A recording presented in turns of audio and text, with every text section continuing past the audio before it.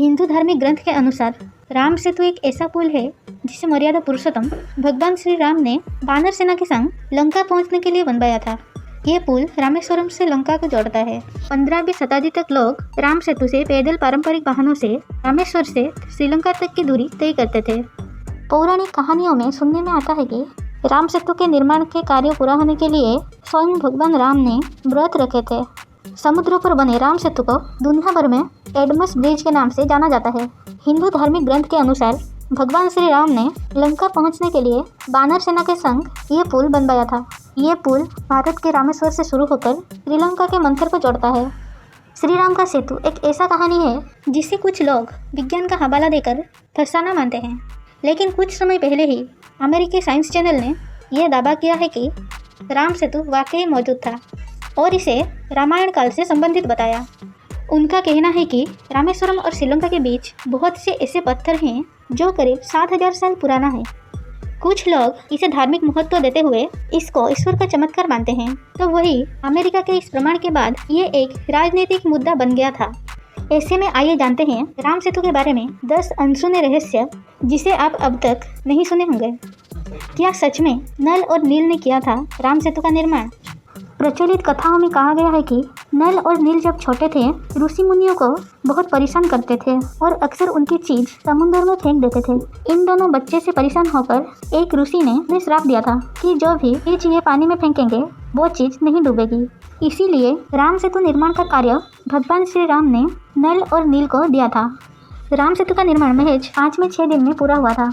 जी हाँ, आपको ये सुनकर जरूर हैरानी होगी कि इसके निर्माण में सिर्फ 5 से 6 दिन लगे थे। इस बात को अमेरिकी वैज्ञानिकों ने भी स्वीकार किया था। आपको बता दें, समुद्र की लंबाई लगभग 100 योजन है। एक योजन में लगभग 13 से 14 किलोमीटर होता है, यानी राम सेतु की लंबाई 1400 किलोमीटर है।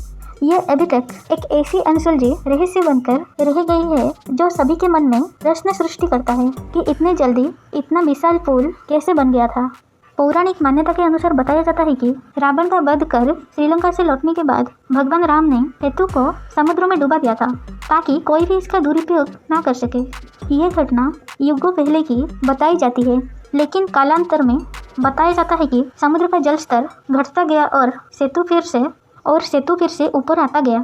अमेरिका के साइंस चैनल ने यह दावा किया कि राम सेतु वाकई मौजूद था। एक रिसर्च के बाद उन्होंने राम सेतु को मानव निर्मित बताया है। उन्होंने बताया कि भारत और श्रीलंका के बीच 50 किलोमीटर लंबी चट्टानों से बनी है और ये चट्टान लगभग 7000 साल पुरानी है तथा जिस बालू से ये टिकी है वो 4000 साल पुरानी है।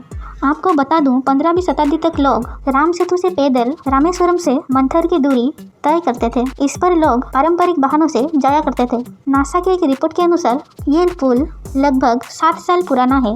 क्या आपको पता है अलग अलग नामों से जाना जाता है ये पुल? रामायण काल के दौरान इस पुल का नाम भगवान राम ने नील पुल रखा था। इसके बाद श्रीलंका के मुसलमानों ने इस पुल को हदम पुल का नाम रख दिया। ईसाइयों ने इसे एडम ब्रिज के नाम रख दिया, जो कि पूरे दुनिया में जाना जाता है। उनका मानना था कि आदम इस पुल से होकर गुजरते थे और हमारे रामायण में इस पुल का नाम राम सेतु उल्लेख है।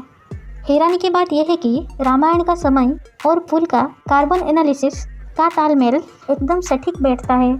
हालांकि आज भी ऐसा कोई वैज्ञानिक प्रमाण नहीं है जो ये बताता है कि पुल मानव निर्मित है। ऐसे ही राम सेतु रहस्य की सुर्खियों में रहती है।